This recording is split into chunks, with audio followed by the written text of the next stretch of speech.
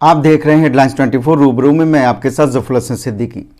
Congress party के senior leader Anees Ahmad को महाराष्ट्र से लखनऊ एक बड़ी जिम्मेदारी देकर ऑब्जर्वर बनाकर भेजा गया है। महाराष्ट्र में कांग्रेस पार्टी से कैबिनेट मिनिस्टर रहे अनीस अहमद ने 1984 में नागपुर यूनिवर्सिटी के प्रेसिडेंट से अपना पॉलिटिकल करियर शुरू करने वाले अनीस अहमद ने 1994 में पहली बार कांग्रेस पार्टी से इलेक्शन जीतकर असेंबली पहुंचे थे।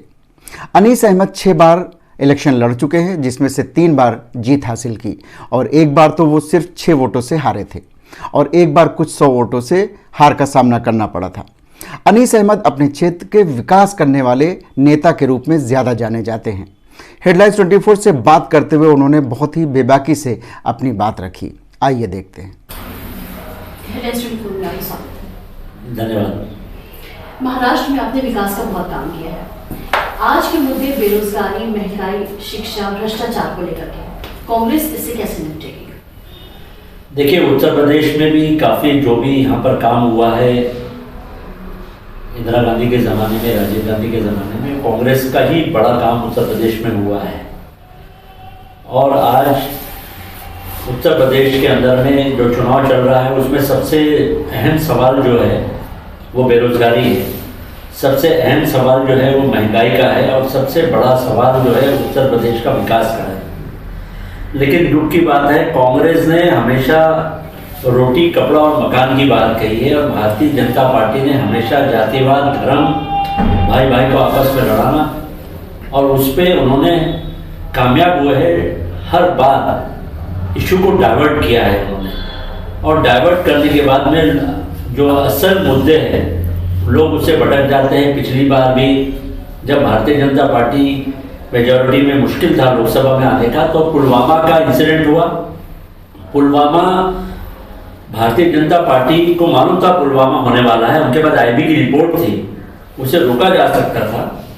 लेकिन पुलवामा के अंदर में भारतीय जनता पार्टी का हाथ है और उस इमोशंस पे उन्होंने पिछली बार चुनाव लड़ा है।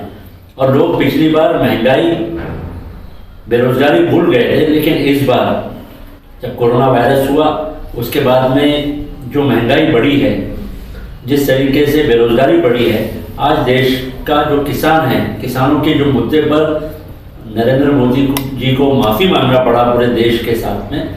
और किसानों के मुद्दे पर आप देख लीजिए, उत्तर प्रदेश का जो पहला चुनाव हुआ है, फर्स्ट राउंड, उसमें जाट भाइयों ने, मुसलमानों ने पूरी तरीके से भारतीय जनता पार्टी को हराने के लिए एक हो गए और भारतीय जनता पार्टी पहले राउंड में बहुत पीछे चल रही है, क्योंकि सिर्फ बेरोजगारी, महंगाई और किसानों के मुद्दे पर। और आज महाराष्ट्र में या पूरे देश में उत्तर प्रदेश का जो चुनाव हो रहा है, यही चुनाव जो है आगे हिंदुस्तान का भविष्य का, राजनीति का, यहाँ का जो रिजल्ट है उससे हिंदुस्तान का अहम आने वाले जो निर्णय होंगे वो यूपी के इलेक्शन की वजह से होंगे।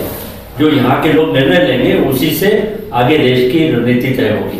अच्छा, यूपी से ही दिल्ली का रास्ता जाता है, हो करके जाता है यहाँ से, तो कांग्रेस के लिए ये रास्ता कितना मुश्किल है इस बार?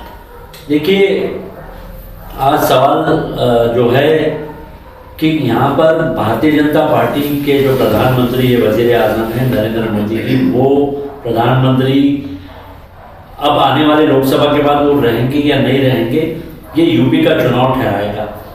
ये कोई एक पार्टी, कौन सी पार्टी आगे रहेगी, कौन सी पार्टी आगे नहीं रहेगी।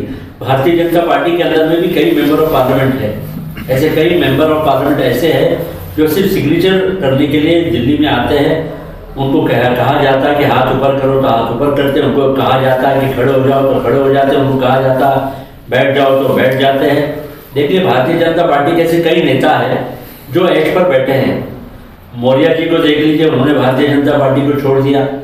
और ऐसे कई नेता हैं, उत्तराखंड में देख लीजिए, भारतीय जनता पार्टी के बहुत सारे नेता बीजेपी छोड़कर कांग्रेस में आ गए हैं। हिमाचल में बीजेपी को छोड़कर बहुत सारे नेता आने के लिए तैयार है। पंजाब में वही हालात है। महाराष्ट्र में बीजेपी के कई नेता कांग्रेस में वापस आ रहे हैं। तो ये पूरे देश के अंदर में अब भारतीय जनता पार्टी को लोगों ने पहचान लिया है। जिस भारतीय जनता पार्टी ने कहा था कि हम हर साल 2 करोड़ लोगों को रोजगार देंगे, रोजगार नहीं दिया। उन्होंने कहा था कि हम गैस के सिलेंडर के भाव कम कर देंगे, पेट्रोल डीजल के भाव कर देंगे। आप देख लीजिए उत्तर प्रदेश के चुनाव जैसे एक महीने बाद खत्म होते हैं, 20 रुपये 25 रुपये गैस के सिलेंडर के भाव बढ़ाएंगे, डीजल के भाव बढ़ाएंगे, पेट्रोल के भाव बढ़ाएंगे। अभी हिमाचल का मैं प्रभारी था पिछले अक्टूबर के अंदर में, मैं 1-2 महीने हिमाचल में रहकर आया। हिमाचल में जैसे ही ये चुनाव हारे, वहाँ के जो मुख्यमंत्री है ठाकुर, उन्होंने खुद अपने इंटरव्यू में कहा कि केंद्र सरकार इसकी जिम्मेदार है हिमाचल की हार के लिए। अगर उत्तर प्रदेश में भारतीय जनता पार्टी अगर हार रही है तो जब भी आवाज में बीजेपी के कई नेता कह रहे हैं कि केंद्र की सरकार जो है वो जिम्मेदार है। मैंने शिवराज पाटिल जो मध्य प्रदेश के मुख्यमंत्री है, उन्होंने भी साफ साफ कहा है कि उत्तर प्रदेश में, उत्तराखंड में भारतीय जनता पार्टी चुन के नहीं आ रही है, वो हारने वाली है। नहीं देखिए, चाहे कितना भी आप कह रहे हैं कि कांग्रेस, लेकिन बीजेपी हर हाल में कांग्रेस को ही जिम्मेदार ठहराती है हर चीज के लिए। 70 सालों का हिसाब आज तक मांगी बीजेपी, आप कैसे देंगे हिसाब? देखिए, जितना भी नेशनलाइजेशन है, बैंकों का नेशनलाइजेशन हो या जितना डेयरी डेवलपमेंट का हो, आरबीआई है, जितने बड़े पीसीओज है, ये सब लाने का काम इंदिरा जी के टाइम पे, राजीव जी के टाइम पे, मनमोहन सिंह के टाइम पे हुआ है। लेकिन जब भी 70 साल का हिसाब मांगा जाता है, मजबूती से कांग्रेस का एक भी कोई भी आके खड़ा होकर कह नहीं पाता है कि देखिए हमने 70 सालों में क्या किया। देखिए, अभी चिदम्बरम साहब का अगर आपने भाषण सुना होगा लोकसभा के अंदर में, उन्होंने फाइनेंस मिनिस्टर के जवाब में उनका जो भाषण हुआ है, उस भाषण में उन्होंने साफ कह दिया है कि आपने इस देश को डुबाने का काम किया है। जो हिंदुस्तान पूरी दुनिया में अव्वल नंबर का देश माना जाता था, आज वो देश 100 नंबर से भी पीछे जा चुका है। और नरेंद्र मोदी साहब और अमित शाह साहब, ये दोनों एक्सपोज हो गए हैं, ये देश को चला नहीं पा रहे हैं। ये देश को किसी भी तरीके से, गोवा में पिछली बार कांग्रेस की सरकार जीतने वाली थी, उन्होंने वहाँ के एमएलए खरीद दिया।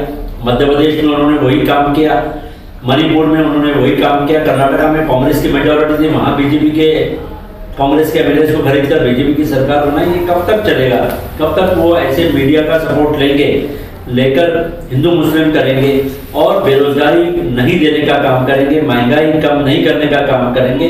और उनका जो इलेक्शन मैनिफेस्टो है, मुझे उनके मैनिफेस्टो में बता दीजिए कि एक भी काम बीजेपी ने जो अपने मैनिफेस्टो में अगर एक भी काम किया हो तो मुझे बता दीजिए। और आज देश की जनता जो है वो एक तरफ नहीं है, वो ये देख रही है कि भारतीय जनता पार्टी को कौन हरा रहा है।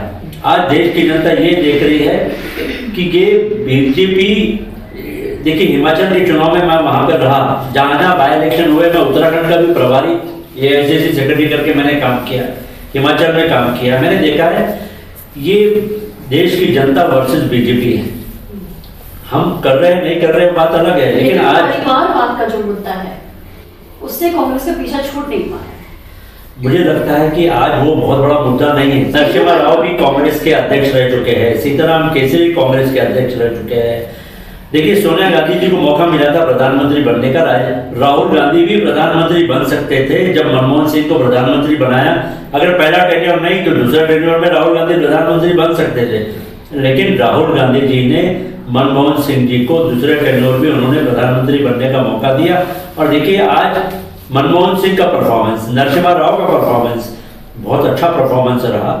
राजीव गांधी का जितना अच्छा परफॉर्मेंस रहा उतना ही अच्छा नरसिम्हा राव का परफॉर्मेंस रहा, जितना अच्छा नरसिम्हा राव का परफॉर्मेंस रहा उससे अच्छा मनमोहन सिंह का परफॉर्मेंस रहा। लेकिन आप लोग बीजेपी को कन्विंस क्यों नहीं कर पाते इन बातों से?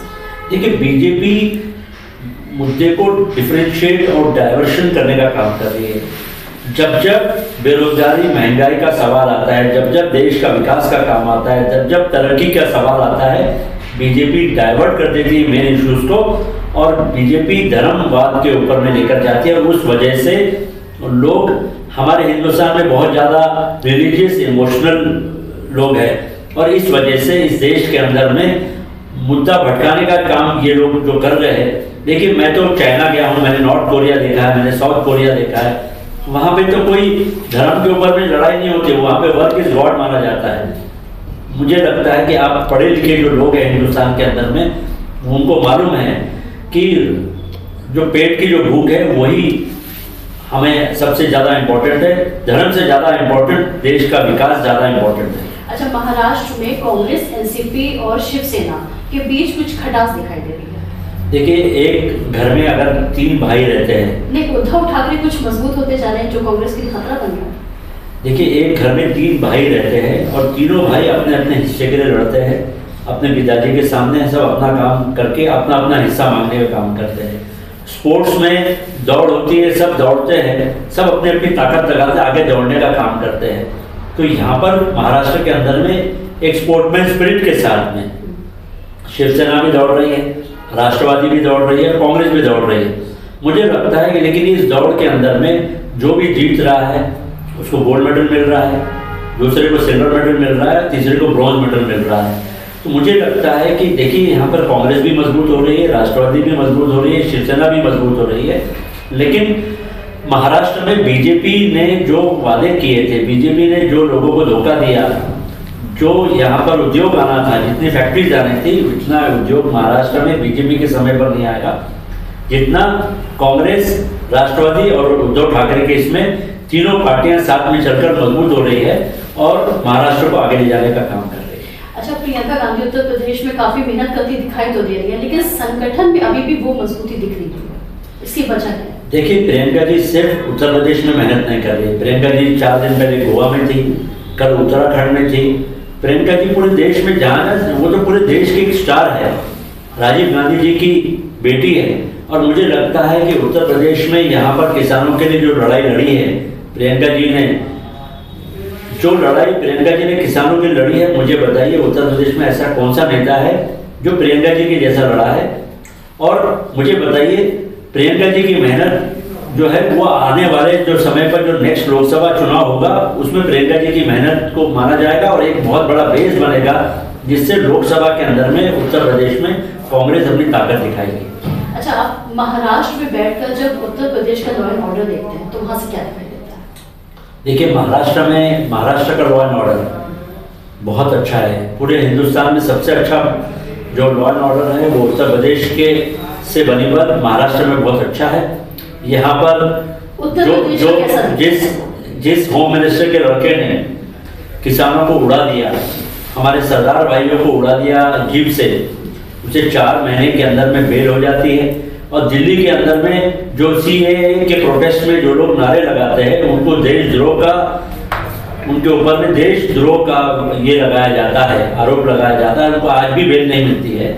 देखिए, सरकार यहाँ पर उत्तर प्रदेश में बीजेपी की सरकार है और अगर यहाँ का कानून मंत्री, यहाँ का होम मिनिस्टर, यहाँ का चीफ मिनिस्टर अगर किसानों को धोखा दे रहे हैं कि देखिए हमने तो कुछ नहीं किया, कोर्ट ने छोड़ दिया। अरे आपने वो कागज ही पेश नहीं किया, आपने चार्जशीट कोर्ट के अंदर में अच्छे से पेश नहीं की, गलत माइल्ड चार्जशीट रखने की वजह से आज होम मिनिस्टर के बेटे को अगर बेल मिली है तो यहाँ के होम मिनिस्ट्री जिम्मेदार है, क्योंकि उन्होंने चार्जशीट में पूरा ढीला कर दिया और चार्जशीट गलत पेश की। उन्होंने उसके ऊपर में डाउट लगा दिया, उसको आरोपी से नहीं माना उन्होंने चार्जशीट के अंदर में, इसीलिए होम मिनिस्टर के लड़के को यहाँ बेल मिल गई है। से बात करने के लिए शुक्रिया। थैंक यू, धन्यवाद।